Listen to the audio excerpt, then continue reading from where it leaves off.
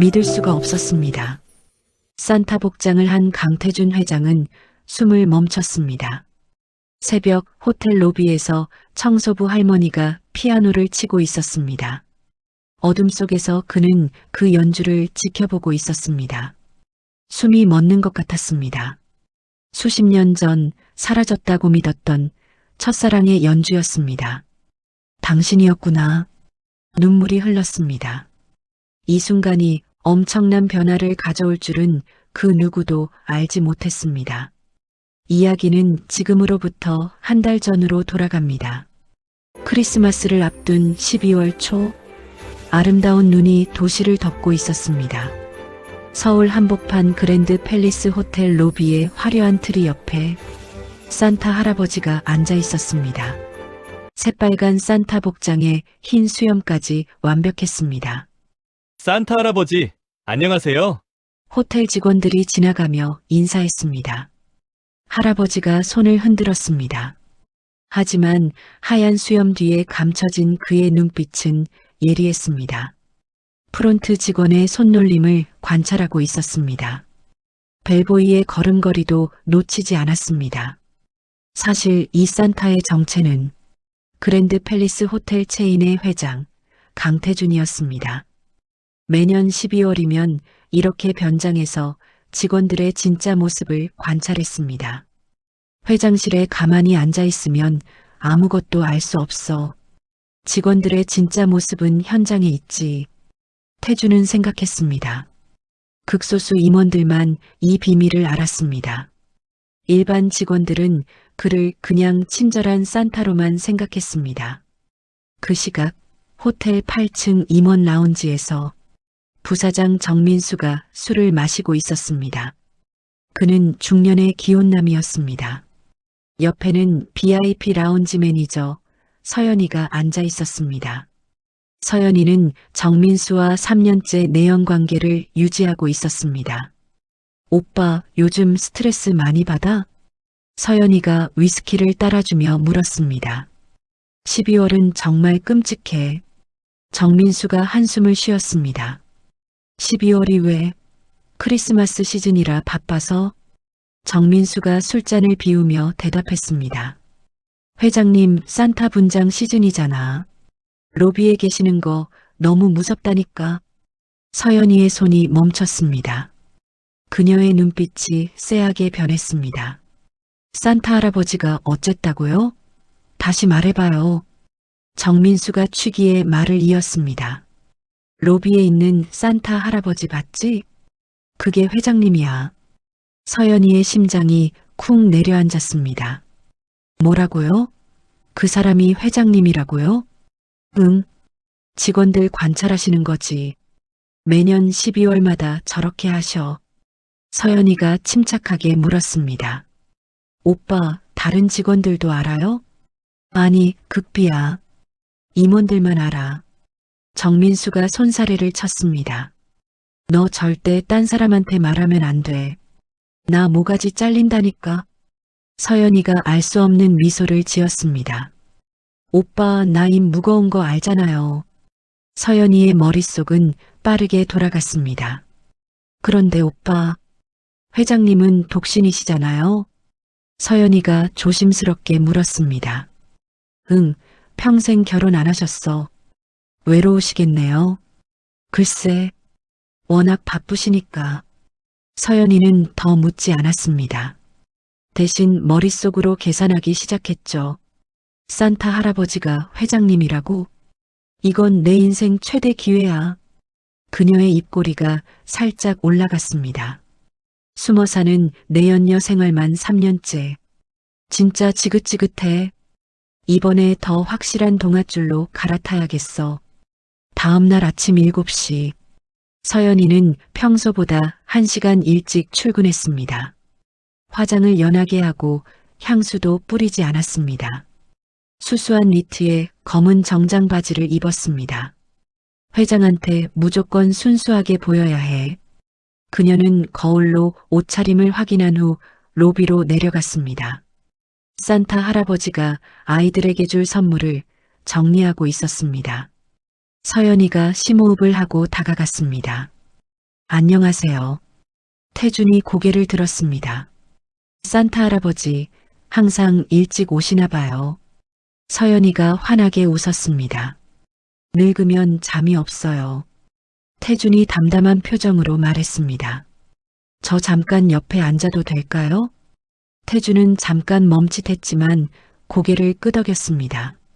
그러세요. 서연이가 옆자리에 앉으며 로비를 둘러봤습니다. 올해 호텔 크리스마스 트리 너무 예쁘죠? 그런데 산타 할아버지는 항상 혼자 계시네요. 외로우시겠어요. 서연이가 미소를 띠며 말했습니다. 늙으면 혼자 있는 게 익숙해지는 법이죠. 태준이 무덤덤하게 대답했습니다. 서연이가 옆에서 그를 도우며 말했습니다. 사람은요, 혼자 있는 게 익숙해지는 게 아니라 외로움을 참는 게 익숙해지는 거래요. 태준이 하던 일을 멈추고 서연이의 얼굴을 바라봤습니다. 젊고 아름다웠지만 눈빛이 따뜻해 보였습니다. 요즘 젊은 사람들은 노인한테 관심도 없던데. 태준이 그녀의 눈을 보며 물었습니다. 그런 사람들도 있지만요. 저는 이렇게 어르신들과 이야기하는 게 좋아요. 서연이가 활짝 웃으며 대답했습니다. 태준이 그녀를 따라 미소 지었습니다. 서연이가 일어서며 말했습니다. 내일 커피 가져올게요. 산타 할아버지는 무슨 커피 좋아하세요? 아니, 그럴 필요 없어요. 태준이 손사래를 쳤습니다. 괜찮아요. 제가 하고 싶어서 하는 거예요. 서연이가 밝게 웃으며 떠났습니다. 태준은 그 모습을 지켜봤습니다. 보기 드문 친절한 젊은이로군. 하지만 그는 경계심을 풀지 않았습니다. 사람을 쉽게 믿는 것만큼 위험한 게 없다는 걸 그는 잘 알고 있었습니다. 다음 날 서연이가 커피를 들고 나타났습니다. 산타 할아버지, 아메리카노 좋아하실 것 같아서요. 태준은 잠시 망설이다 커피잔을 받았습니다. 고맙습니다. 서연이가 그의 옆에 앉았습니다. 오늘 날씨 춥죠? 영하 5도래요.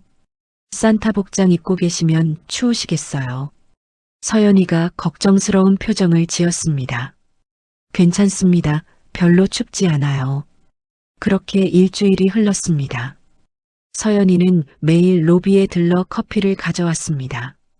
어느 날은 도시락도 싸왔습니다. 산타 할아버지, 오늘은 김밥 싸왔어요. 이런 걸 왜? 태준이 놀랐습니다. 아침 걸으실 것 같아서요. 서연이가 수줍게 웃었습니다. 제 거 만들면서 함께 싸운 거니까 부담 갖지 말고 드세요. 태준은 김밥을 받았습니다. 저는 어르신 보면 마음이 편해져요. 마치 오래 알고 지낸 사람 같아요. 서연이가 보조개를 보이며 웃었습니다. 그는 그녀의 성의가 고마웠습니다.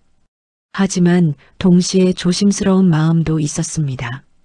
젊은 여자가 너무 친절한 건 아닌가. 그녀는 순수해 보였지만 아직은 뭔가 석연치 않았습니다. 며칠이 지난 어느 날 밤이었습니다. 서연이는 야근을 마치고 퇴근하는 길이었습니다. 호텔 출입문으로 나가려는데 회전문 앞에서 누군가 쪼그려 앉아 있었습니다. 70대로 보이는 노숙자 할아버지였습니다. 손이 파랗게 질려 있었습니다. 여기 있으면 안 돼요. 나가세요. 경비원이 쫓아내고 있었습니다. 너무 추워서 잠깐만 있다 갈게요. 노숙자가 떨며 말했습니다. 안 된다니까요. 호텔 이미지 생각 좀 하세요. 경비원이 거칠게 팔을 잡았습니다. 노숙자가 비틀거리며 끌려나갔습니다. 그때였습니다. 잠깐만요. 서연이의 목소리였습니다. 경비원이 돌아봤습니다. 서연이가 다가와 잠시 망설이더니 떨고 있는 노숙자를 봤습니다. 그리고 뒤쪽 유리창을 슬쩍 확인했습니다. 회장이 어둠 속에서 이쪽을 바라보는 모습이 비쳤습니다. 지금이야. 서연이는 결심한 듯 자기가 입고 있던 코트를 벗었습니다. 상당히 비싼 고급 브랜드의 옷이었습니다. 그녀는 노숙자에게 코트를 덮어줬습니다. 어르신, 이거라도 두르세요. 노숙자가 놀라 쳐다봤습니다. 서연이가 지갑을 꺼내 5만 원권을 노숙자 손에 쥐어줬습니다. 이거 갖고 가셔서 따뜻한 국밥이라도 잡수세요. 아가씨, 정말 고맙습니다. 노숙자가 떨리는 손으로 받으며 눈물을 글썽거렸습니다. 매니저님, 규정상 이러시면 안 됩니다. 경비원이 당황해서 말했습니다. 괜찮아요. 날이 많이 춥잖아요. 서연이가 단호하게 말했습니다. 규정보다 사람이 먼저예요. 경비원이 입을 다물었습니다. 할아버지, 조심히 가세요. 서연이가 조용히 자리를 떠났습니다. 추운 밤바람이 불었지만 코트 없이 떨면서도 그녀는 뒤돌아보지 않았습니다. 우연히 이 모든 상황을 목격한 태준은 깊은 감동을 받았습니다. 서연이가 떠난 후 태준이 노숙자에게 다가갔습니다. 할아버지, 괜찮으십니까? 노숙자가 코트를 꼭 안으며 대답했습니다. 천사 같은 아가씨가 저를 도와줬어요. 태준은 경비원에게 다가가 물었습니다. 방금 저 여자 직원 누구요? VIP 라운지 서연이 과장입니다. 태준은 웃으며 고개를 끄덕였습니다. 그날 밤 태준은 산타 복장을 벗고 회장실로 올라갔습니다.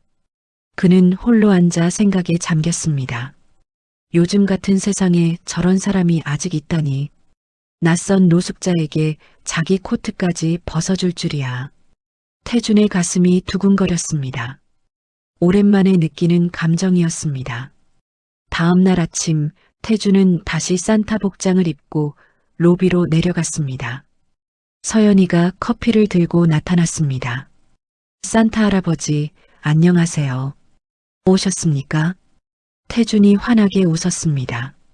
태도가 완전히 달라져 있었습니다.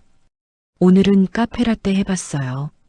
서연이가 커피를 건넸습니다. 매번 정말 고맙네요. 대화 시간이 길어지며 개인적인 이야기도 나눴습니다. 연희 씨는 가족이 있습니까? 태준이 물었습니다. 부모님은 일찍 돌아가셨어요. 서연이가 잠시 어두운 표정을 지었습니다. 그러셨군요. 그래서 지금은 저 혼자 살고 있어요. 태준이 걱정스러운 눈빛으로 그녀를 바라봤습니다. 혼자 많이 힘들었겠어요. 괜찮아요. 일하면서 바쁘게 살고 있어요. 저는 이 호텔에서 일하는 게 너무 좋거든요. 서연이가 밝게 웃었습니다. 그리고 지금 산타 할아버지도 제 곁에 계시잖아요. 저 요즘 매일 너무 행복해요. 태준의 가슴이 뛰었습니다. 이런 순수한 여성이 아직 있었구나. 그는 그녀에게 완전히 마음을 열었습니다. 며칠 후 부사장 정민수가 태준을 찾아왔습니다. 회장실에서 태준은 산타 복장을 벗고 있었습니다. 회장님, 말씀드릴 게 있습니다. 정민수가 조심스럽게 말했습니다. 무슨 일인가? 서연이 과장이 회장님과 너무 자주 접촉하는 것 같습니다. 태준이 손을 저었습니다. 자네는 몰라. 저 사람은 진심이야. 계산이 아니라 진짜 순수한 마음이라고. 회장의 진심 어린 눈빛에 정민수가 놀랐습니다. 내 나이에 저런 순수한 사람을 만나다니. 기적 같은 일이야. 태준이 말을 이었습니다. 정민수는 식은땀을 흘렸습니다. 그는 절대 말할 수 없었습니다. 서연이가 자기 내연녀라는 사실을, 그리고 3년째 불륜관계를 유지하고 있다는 사실을요. 그럼 회장님, 서연이 씨를 계속 만나실 건가요? 정민수가 불안에 떨며 물었습니다. 물론이지. 태준이 고개를 끄덕였습니다. 정민수는 아무 말도 하지 못한 채 회장실을 나왔습니다. 뭔가 잘못될 것 같은 불길한 예감이 들었습니다. 다음 날 새벽 6시, 호텔 로비는 고요했습니다. 청소부 할머니가 2층 계단을 닦고 있었습니다. 주름진 얼굴이었지만 맑고 깊은 눈빛이 인상적인 외모였습니다. 낡은 청소부 유니폼에는 이름표가 달려 있었습니다. 청소 담당 김경희. 경희는 묵묵히 바닥을 닦았습니다. 3년째 하는 일이었습니다. 그녀는 1층 로비로 내려와 피아노 쪽으로 다가갔습니다. 로비 한가운데 있는 그랜드 피아노였습니다. 경희가 피아노 먼지를 닦기 시작하며 건반을 조심스럽게 하나하나 닦았습니다. 그러다 손이 멈췄습니다. 건반을 바라보니 오래된 기억이 스쳤습니다. 경희의 손가락이 건반 위에 올라갔습니다. 잠깐의 망설임이 있었습니다. 주위를 둘러보니 아무도 없었습니다. 경희가 조심스럽게 건반을 눌렀습니다.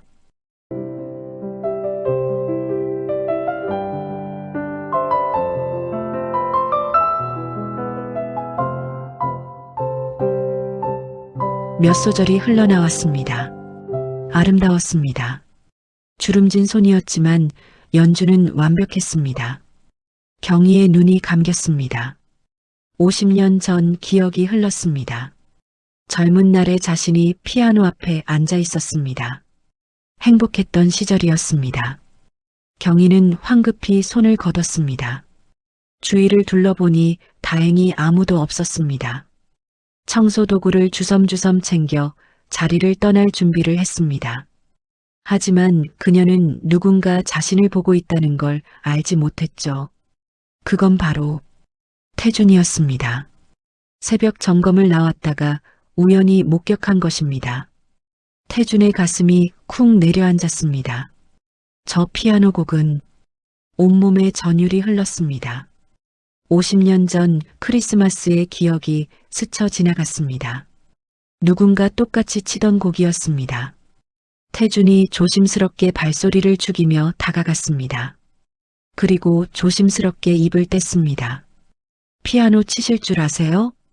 경희가 깜짝 놀라 청소 도구를 떨어뜨렸습니다. 아, 죄송해요. 얼굴이 하얗게 질리며 고개를 숙였습니다. 주제넘게 제가 피아노를 얼른 청소 마저 할게요. 태준이 손을 저었습니다. 아니에요. 너무 아름다운 연주였어요. 혹시 어디서 배우셨어요? 경희가 고개를 들었습니다. 옛날에 조금요. 지금은 다 잊어버렸습니다. 경희의 목소리가 떨렸습니다. 태준의 가슴이 두근거렸습니다. 묘한 기시감이었습니다. 그녀의 분위기가 뭔가 익숙했습니다. 저 목소리, 저 손가락, 어디선가 본 것 같았습니다.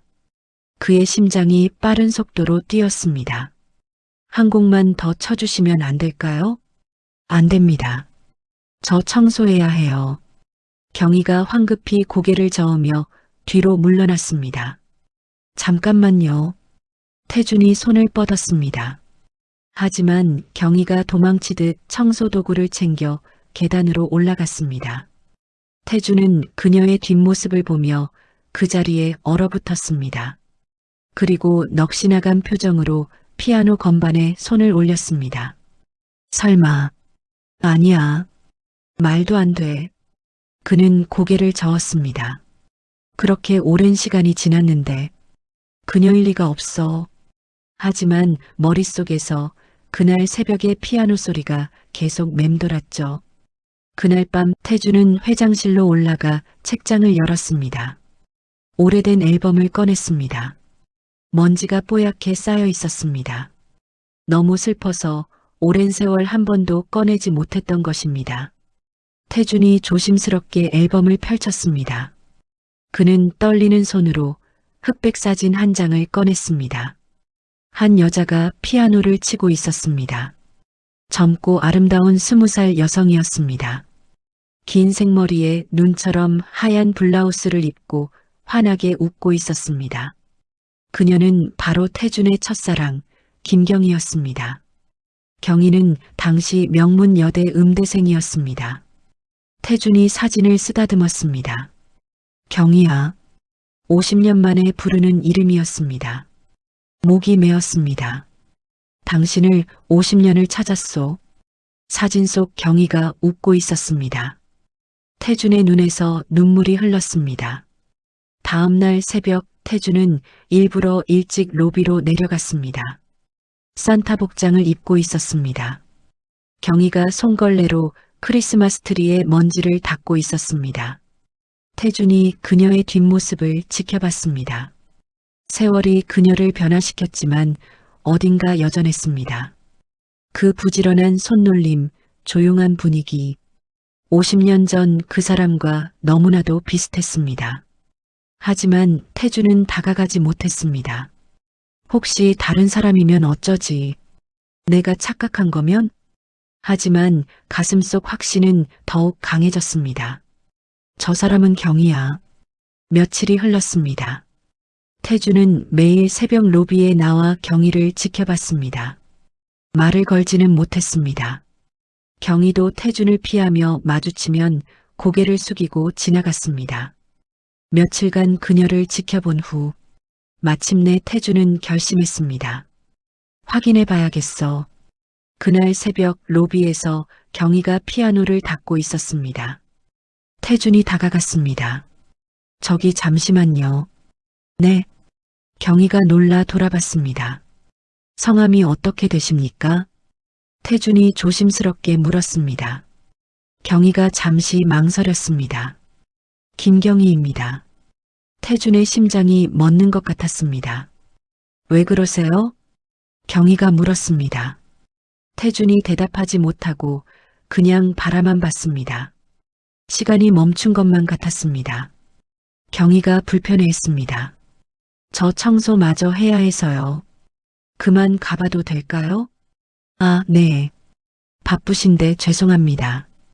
태준이 정신을 차렸습니다. 경희가 황급히 자리를 떠났습니다. 태준은 그 자리에 서 있었습니다. 김경희, 정말 당신이 맞았구나. 눈물이 그의 뺨을 적셨습니다. 12월 20일 크리스마스가 코앞이었습니다. 서연이의 마음은 조급했습니다. 태준과의 관계가 진전되고 있었고 매일 대화를 나누며 친밀해지고 있었습니다. 하지만 뭔가 부족했습니다. 결정적인 사건이 필요했습니다. 더 강한 인상을 줘야 해. 생명의 은인. 그게 되는 거야. 그럼 회장님은 내 거야. 서연이는 계획을 세웠습니다. 위험했지만 효과는 확실할 것 같았습니다. 밤 10시 서연이는 호텔 지하 창고로 내려갔습니다. 오래된 수건이 쌓여 있었고 사용하지 않는 가구들도 있었습니다.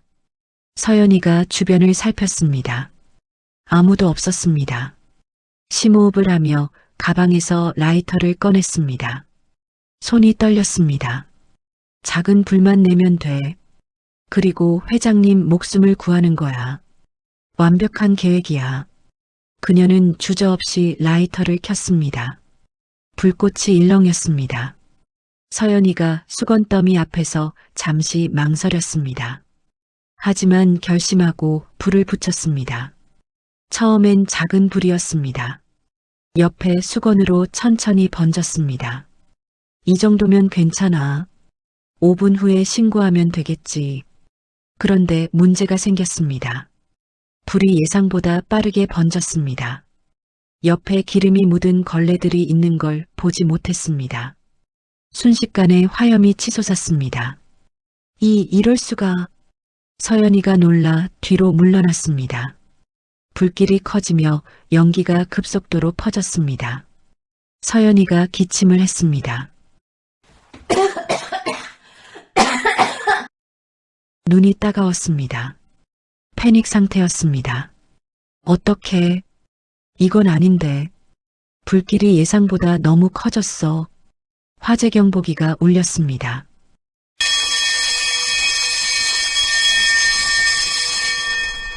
요란한 소리였습니다. 서연이는 복도로 뛰쳐나와 계단을 올라갔습니다. 1층 로비에 사람들이 모여들고 직원들이 뛰어다녔습니다. 태준이 산타 복장으로 서류를 보다가 화재 경보에 고개를 들었습니다. 무슨 소리지? 불이야. 지하에서 불이 났어요. 프론트 직원이 뛰어왔습니다. 직원들은 태준이 벌떡 일어났습니다. 대부분 퇴근했고요. 야간 근무자들 확인 중입니다. 태준이 지하로 달려가며 물었습니다. 119는 불렀나? 네, 지금 오고 있습니다. 직원이 고개를 끄덕였습니다. 서연이가 복도에서 그 모습을 봤습니다. 태준이 지하로 내려가고 있었습니다. 회장님, 거기 내려가시면 위험해요. 서연이가 소리쳤습니다. 태준이 돌아보며 말했습니다. 연희 씨는 직원들 대피 상황 좀 확인해줘요. 네, 확인하겠습니다. 서연이가 자신없이 대답했습니다.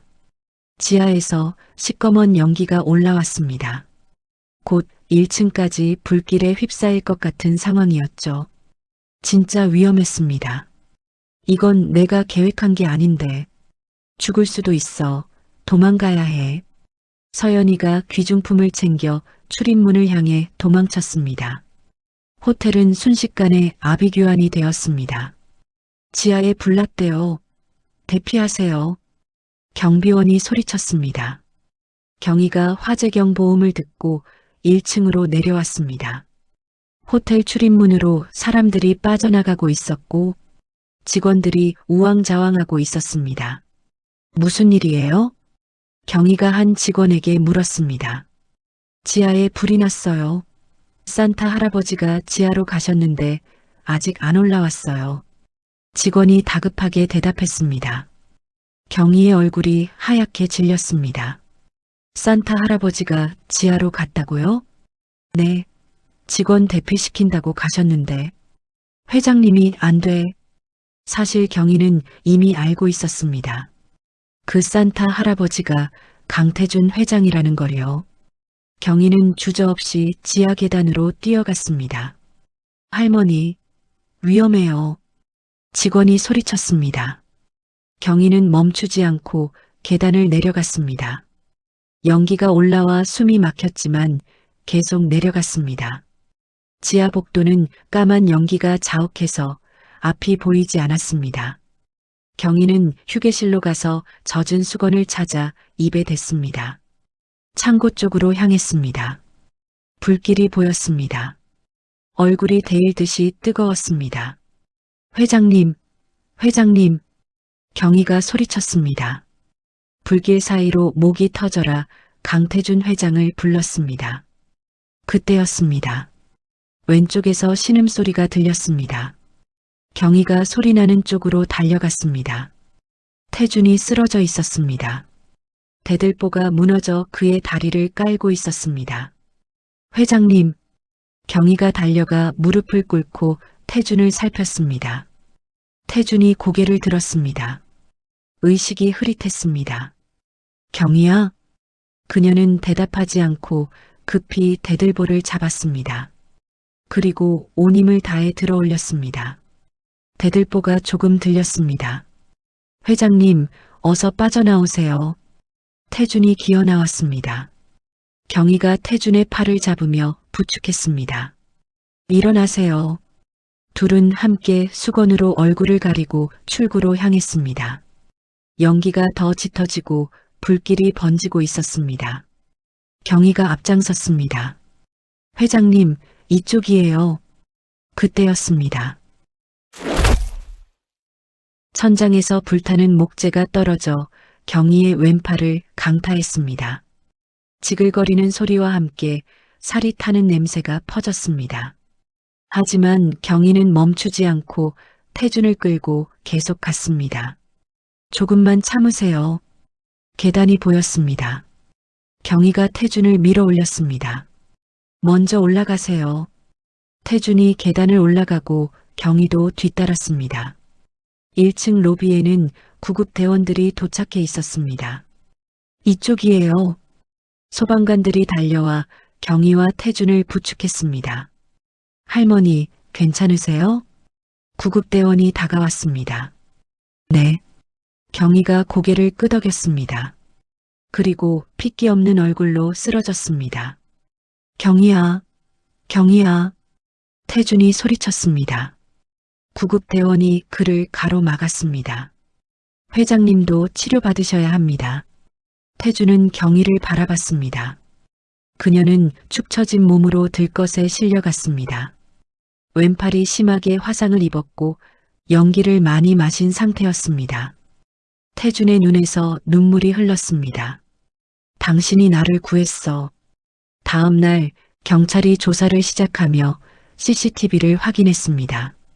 거기 모든 게 찍혀 있었습니다. 서연이가 지하로 내려가는 모습, 라이터를 들고 불을 지르는 장면까지 정신없이 도망가는 영상 속 연희의 모습에 태주는 경악했습니다. 경찰이 친구 집에 숨어있던 서연이를 체포했습니다. 당신을 방화 혐의로 긴급 체포합니다. 그녀의 손에 차가운 수갑이 채워졌습니다. 서연이는 모든 걸 자백했습니다. 내연녀로 평생 살 순 없었어요. 서연이가 고개를 숙였습니다. 회장님 목숨만 구하면 제 인생이 바뀔 줄 알았어요. 그녀는 방화죄로 체포됐습니다. 정민수도 조사를 받았습니다. 내연 관계가 드러나고 기밀 누설도 문제가 됐습니다. 정민수는 해고됐습니다. 경찰 조사가 진행되는 동안 경희는 병원에 입원 중이었습니다. 왼팔과 등에 심한 화상으로 집중 치료가 필요했습니다. 태주는 매일 문병을 왔습니다. 산타 복장이 아니라 정장 차림이었습니다. 경희가 눈을 떴을 때 태준이 옆에 앉아 있었습니다. 회장님, 깨어났소. 태준이 손을 잡았습니다. 제가 왜 병원에? 경희가 주변을 둘러봤습니다. 불에서 날 구하다가 다쳤소. 태준이 말했습니다. 경희가 기억을 떠올렸습니다. 구해줘서 고맙소. 태준의 눈에서 눈물이 흘렀습니다. 회장님은 괜찮으세요? 경희가 걱정스럽게 물었습니다. 아니, 내가 물어야지. 다친 건 당신이잖소. 태준이 고개를 저었습니다. 근데 내가 회장인 건 어떻게 알았소? 태준이 물었습니다. 경희가 잠시 침묵했습니다. 그녀의 눈가가 촉촉히 젖었습니다. 3년 전부터요. 3년 전? 태준의 눈이 커졌습니다.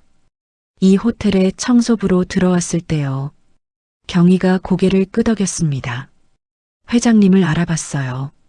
그럼 왜 말하지 않았소? 태준이 물었습니다. 저는 이제 아무것도 아닌 사람이 됐는데 무슨 얼굴로 뵙겠어요. 경희가 쓸쓸하게 웃었습니다. 태준이 손을 꼭 잡았습니다.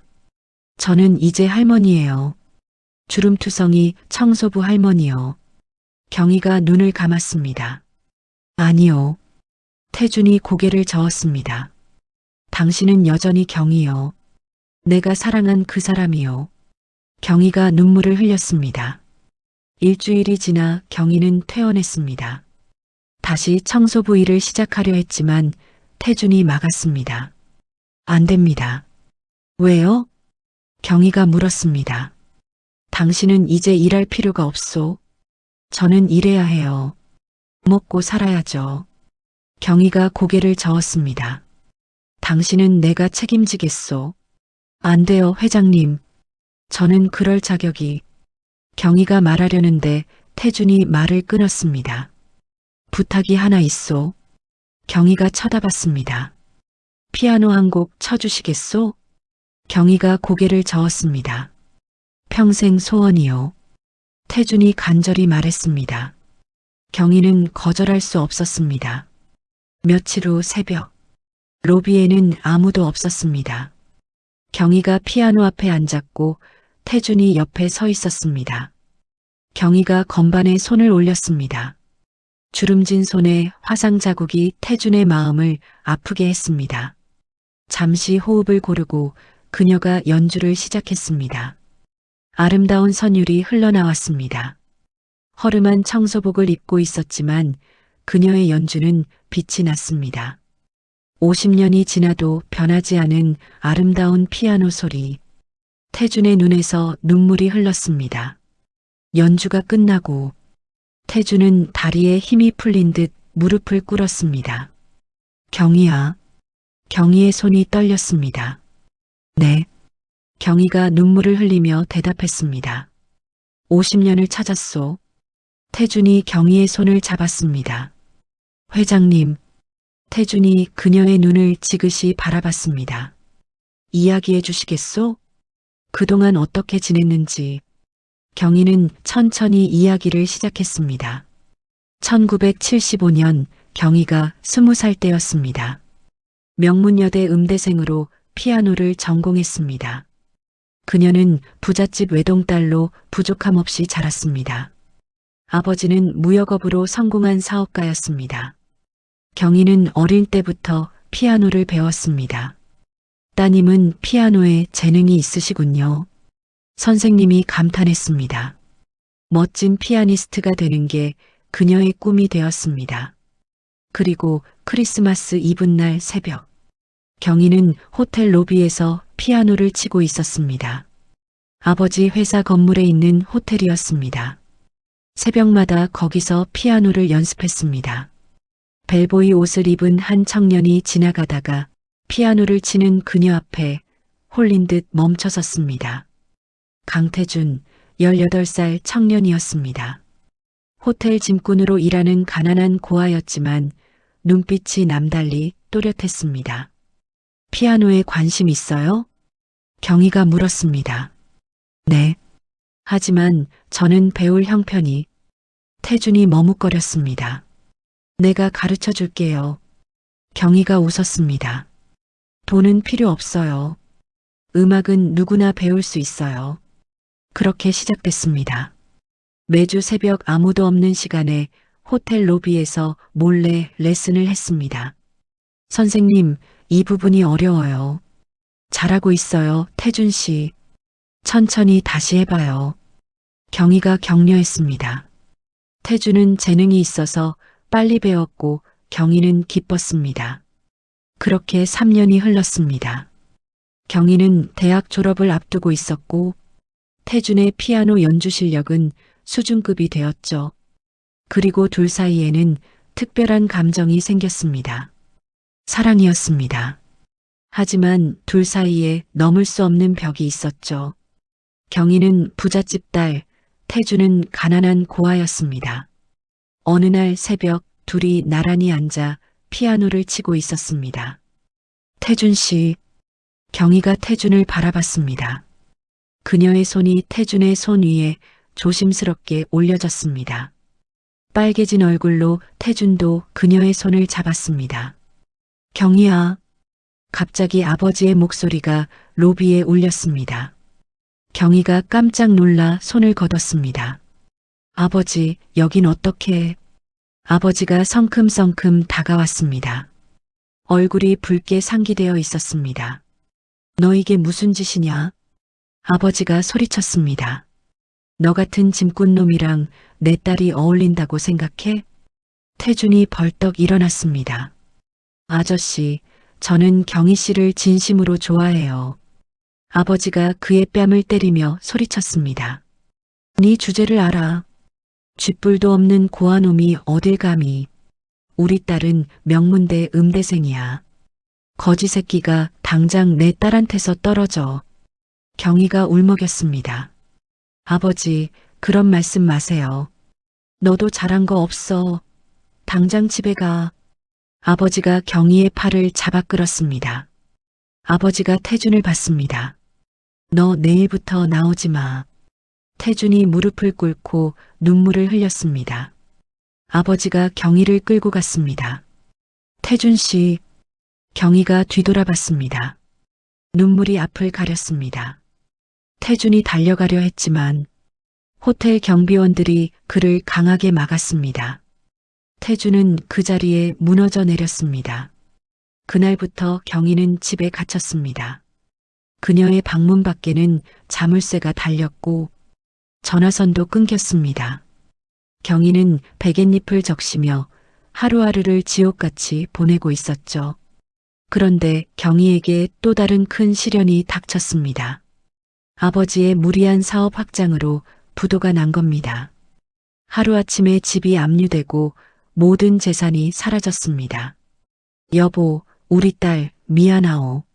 압박에 시달리던 아버지는 유서만 남기고 한강 다리에서 뛰어내렸습니다.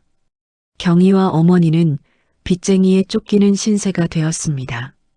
그녀는 태준에게 사실을 말할 수 없었습니다. 태준을 이 고통 속에 묶어두고 싶지 않았습니다. 경희는 어머니와 함께 지방으로 떠났습니다. 태준은 미친 듯이 경희를 찾아다녔습니다. 하지만 그녀는 흔적도 없이 사라졌습니다. 그리고 그렇게 50년이 흘렀습니다. 경희의 어머니는 일찍 돌아가시고 그녀는 혼자가 되어 온갖 일을 했습니다. 공장, 식당 설거지, 청소일까지 닥치는 대로 일했습니다. 길고 가혹한 세월이 지나고 어느덧 경희는 70세가 됐습니다. 3년 전 그랜드 팰리스 호텔에 청소부로 들어왔습니다. 그리고 우연히 로비에서 태준을 봤습니다. 호텔 회장님이 되어 있는 그의 모습에 경희는 기쁨의 눈물을 흘렸습니다. 경희가 담담한 표정으로 지난 50년간의 이야기를 마쳤습니다. 근데 나를 알아보고 왜 바로 말하지 않았소? 태준이 눈물을 훔치며 그녀에게 물었습니다. 태준 씨 앞에 청소부 할머니가 되어 나타나면 폐만 끼칠까 봐요. 태준이 고개를 저으며 경희를 꼭 안았습니다. 내가 이 호텔을 만든 이유가 당신 때문이요. 네. 경희가 놀랐습니다. 당신이 내게 피아노를 가르쳐 줬소. 태준이 말을 이었습니다. 그 덕분에 호텔 라운지 피아니스트로 일하게 되었소. 거기서 악착같이 모은 돈으로 운 좋게 작은 여관을 샀고 그게 지금 이 호텔 체인이 된 거요. 경희가 눈물을 흘렸습니다. 당신을 찾기 위해 호텔을 만들었소. 그런데 이렇게 가까이에 있었다니. 태준의 목소리가 떨렸습니다. 내가 너무 늦게 알아봐서 정말 미안하오. 두 사람은 부둥켜 안고 오랫동안 눈물을 흘렸습니다. 며칠 후 서연이의 보석 신청이 기각됐습니다. 서연이는 구치소에 수감된 채로 재판을 기다려야 했습니다. 그녀의 변호사가 찾아왔습니다. 보석이 왜 안 나와요? 서연이가 다급하게 물었습니다. 강태준 회장이 직접 손 쓴 것 같아요. 변호사가 어두운 표정으로 말했습니다. 강 회장 쪽에서 검찰에 탄원서도 넣었고 방화죄의 살인 미수까지 추가 기소됐어요. 서연이의 얼굴이 창백해졌습니다. 제가 살인 미수라고요? 변호사가 설명했습니다. 강 회장이 대들보에 깔려 있었던 거 기억하시죠? 거기에 김경희 씨가 2도 화상을 입었고요. 그래서 방화에서 살인 미수로 죄가 무거워졌습니다. 합의도 절대 안 하신대요. 변호사가 한숨을 쉬었습니다. 징역형이 좀 세게 나올 것 같아요. 서연이가 주저앉았습니다. 재판 결과 서연이는 징역 7년을 선고받았습니다. 정민수도 내연관계와 기밀 누설로 부사장에서 해고됐습니다. 법정을 나서며 서연이가 마지막으로 소리쳤습니다. 내가 뭘 그렇게 잘못했냐고요. 사람 죽인 것도 아니고 청소 할머니도 멀쩡하잖아요. 서연이는 마지막까지 발악을 하다가 끌려갔습니다. 법정에서 태준은 경희의 손을 꼭 잡았습니다. 이제 다 끝났소. 크리스마스 이브가 되었습니다. 호텔 로비에서 간소한 결혼식이 열렸습니다. 신랑 신부는 강태준과 김경희였습니다. 직원들이 모두 모여 그들의 결혼을 진심으로 축복해 주었습니다. 회장님, 축하드립니다. 직원들이 박수를 쳤습니다. 경희는 웨딩드레스가 아닌 단정한 흰색 한복을 입고 있었습니다. 태준이 경희의 손을 잡았습니다. 당신의 손을 잡기까지 50년이나 걸렸소. 태준이 말했습니다. 하지만 이제 절대로 놓치지 않을 거요. 경희가 눈물을 흘렸습니다. 회장님, 태준이 고개를 저었습니다. 이제 내 이름으로 불러주시오. 50년 전처럼. 경희가 고개를 끄덕였습니다. 태준 씨, 50년을 기다려줘서 고마워요. 두 사람이 피아노 앞에 앉았습니다. 경희가 연주를 시작했습니다. 태준이 옆에서 함께 건반을 눌렀습니다. 아름다운 선율이 로비에 울려 퍼졌습니다. 직원들이 진심 어린 박수를 쳤습니다. 1년 후 다시 12월이 왔습니다. 호텔 로비에 산타 할아버지와 할머니가 앉아 있었습니다. 태준과 경희였습니다. 산타 복장을 하고 직원들에게 선물을 나눠주고 있었습니다. 젊은 청소 직원 한 명이 다가왔습니다. 20대 여성이었습니다. 안녕하세요. 무슨 일이신가요? 태준과 경희 부부가 웃으며 그녀를 보았습니다. 사모님께서 직원들한테 피아노 가르쳐 주신다는 얘기 들었어요. 혹시 저도 배울 수 있을까요? 경희가 환하게 웃었습니다. 그럼요, 배울 수 있고 말고요. 청소 직원이 말했습니다. 사모님의 피아노 연주 너무 아름다워요. 고마워요.